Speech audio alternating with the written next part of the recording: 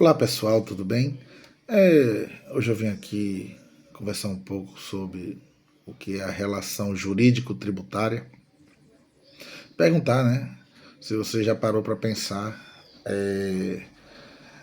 qual o exato momento em que você se torna obrigado a pagar um determinado imposto, tributo. Com certeza não quando o boleto chega, né? É muito antes.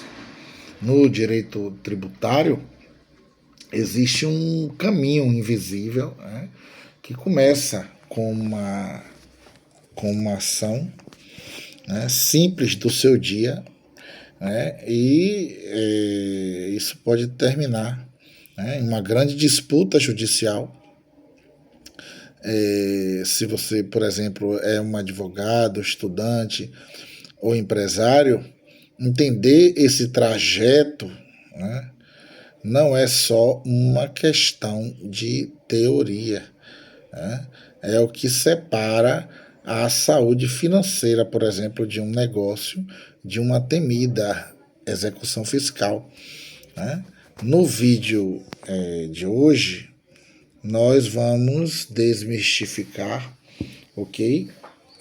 A relação tributária e processo, okay? A relação jurídico-tributária que ocorre entre você, entre o contribuinte e o Estado, enfim, né? Você vai entender o nascimento do tributo, como ele se dá, né? Quem realmente deve pagar e como se defender, ok? Quando o fisco bate à sua porta, ok? Antes de mais nada, a gente precisa aqui, né, falar sobre o que é o fato gerador, ok? E o fato gerador e a obrigação tributária, né? Tudo começa com a lei, claro. O princípio da legalidade, né, tributária, tudo começa com a lei. A lei cria uma hipótese, ok? Uma situação abstrata, por exemplo, ter a propriedade de um veículo automotor. Isso é uma hipótese de incidência, né? Enquanto você não tem o carro, você não praticou o fato gerador. Nada acontece, mas o jogo logo muda, né, no momento do fato gerador. Ou seja, o fato gerador é quando aquela hipótese de incidência, aquela hipótese da lei ganha vida na realidade. Ou seja, você comprou o carro e no momento que você compra o carro, pronto. O fato aconteceu no mundo real e magicamente nasce a obrigação tributária, né? A partir desse milésimo de segundo, o Estado ele tem o dever de te cobrar e você tem o dever de pagar. O fato gerador é o gatilho invisível do imposto, né? E aí a gente tem que falar sobre a responsabilidade tributária. Quem é que paga essa conta, né, no momento que acontece o fato gerador, né? A lógica diz que quem pratica o fato gerador deve pagar o tributo, né? Se eu ganhei uma renda, eu pago o imposto de renda. O Estado parece que tem um imposto para cada fato da vida real, né? Pelo menos aqui no Brasil, né? Mas é assim que acontece. Se você passou a oferir renda, né, você será obrigado a pagar um imposto de renda. É assim que você se torna contribuinte do imposto de renda. Mas o direito tributário tem uma carta na manga chamada responsabilidade tributária. E é aqui que a obrigação de pagar ela pode ser transferida, né, para um terceiro que nem sempre ele praticou, né, o fato gerador.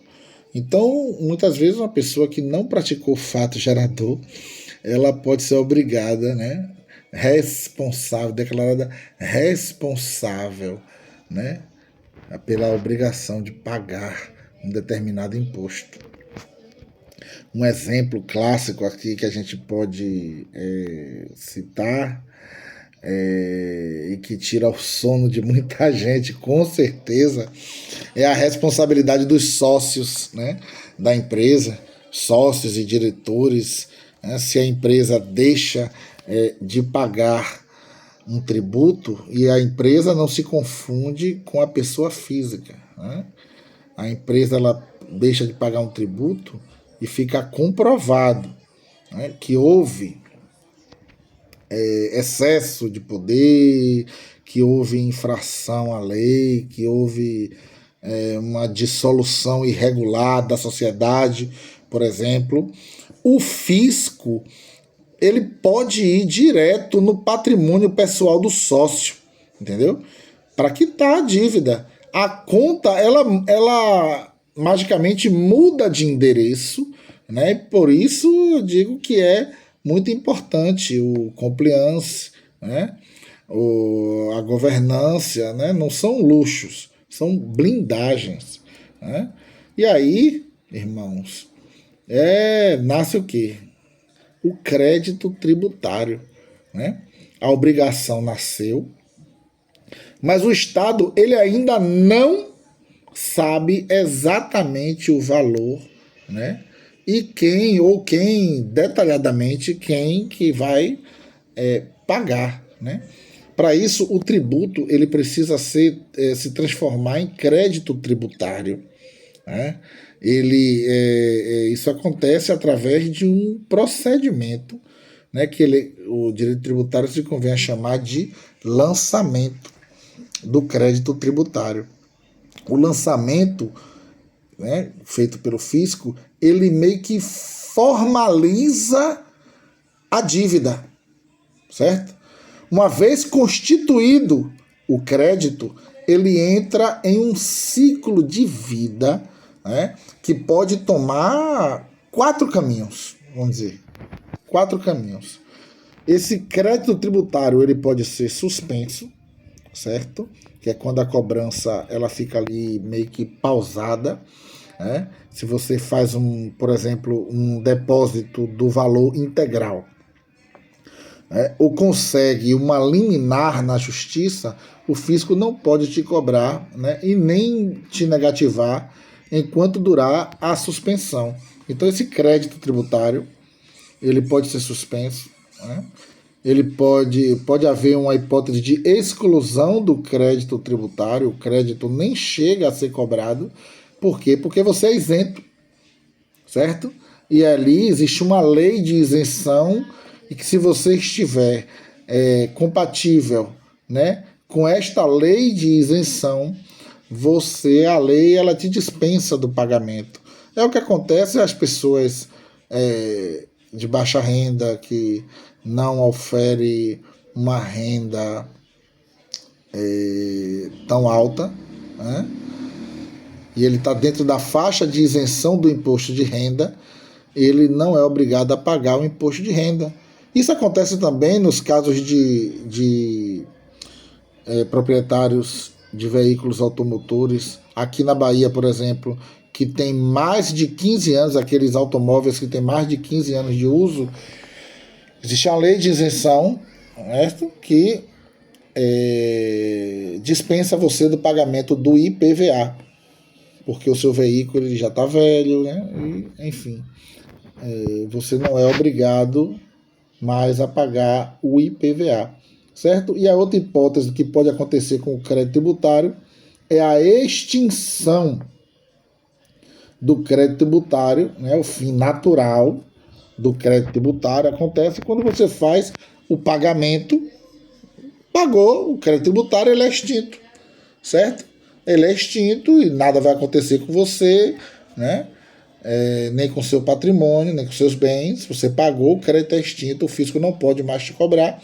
Ou quando você faz, inclusive, a compensação.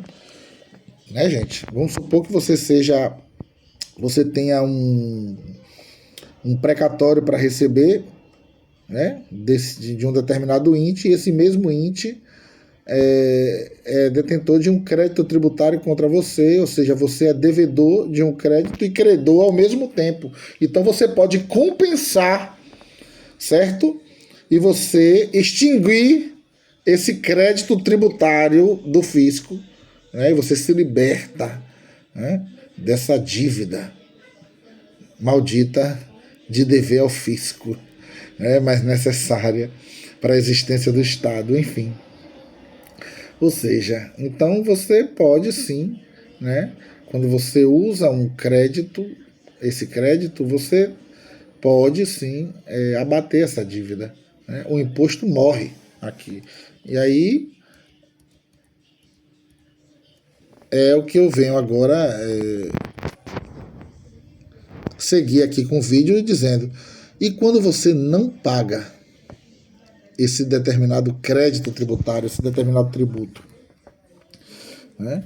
Quando o Estado ele te cobra, aí ele vai seguir, logicamente, né, com a execução fiscal. Mas muitas vezes o Estado ele cobra, ele se equivoca na cobrança, né? E quando, por exemplo, o fisco ele cobra errado, né? Por exemplo, quando ele faz o cálculo A maior. E quando ele faz um cálculo A maior, né? Um cálculo errado, de um valor errado que ele não deveria te cobrar, né? E é aí que o jogo vai, né? Se você souber aqui, terminar de ver esse vídeo, você vai entender qual é o caminho que você deve percorrer. Se você entende que você não é devedor de um determinado tributo, certo? Ou que esse tributo está vindo com um valor exacerbado, por exemplo, você pode sim se defender, porque se o erro for detectado logo cedo, né, você pode entrar com uma impugnação no processo administrativo, né, e a vantagem é que você discute com o próprio ente que está te cobrando, certo? O próprio órgão, ou seja, por exemplo, como a Receita Federal, né, sem precisar pagar nada antes, né, e a cobrança fica ali suspensa, né? Agora, se você não resolver na esfera administrativa, aí a única forma é partir para o processo judicial, né? E aqui temos 3 ferramentas essenciais que você tem nas suas mãos para buscar, né, o seu direito de não pagar um crédito tributário que você não é devedor. A primeira forma é a ação anulatória, né, que serve para desconstituir, ou seja, para derrubar um lançamento, né, que foi feito de forma errada. Né? Tem também o mandado de segurança, né, que é o remédio heróico, o remédio constitucional heróico, usado, né, quando você tem um direito líquido e certo que está sendo violado por uma autoridade fiscal, né, de forma rápida e sem fase de produção de provas, são provas pré-constituídas, né, e você pode, inclusive, através de uma liminar, né, se defender, ter uma decisão favorável no mandado de segurança. Porém, se você demorou para se defender dessas cobranças, o fisco ele pode ingressar, ele não vai ficar de braços cruzados, e certamente ele vai ingressar com a temida execução fiscal contra você. Né? Se você não pagou e não se defendeu antes, né, o Estado entra com essa ação para penhorar seus bens, né, bloquear a conta bancária e forçar o pagamento. Né? É o momento assim que eu digo mais crítico, né, da relação tributária, né? Onde o contribuinte precisa agir com rapidez, né? Agir rápido por meio de duas defesas importantes, que é o embargo à execução ou a exceção de pré-executividade. Aí, nesse momento, é importante, né, você constituir um advogado para que ele faça essas defesas dentro, né, da execução fiscal, da própria execução fiscal, como é o caso da exceção de pré-executividade, ou através de uma ação autônoma, mas que serve como defesa, que é os embargos à execução, a defesa mais completa que você pode fazer.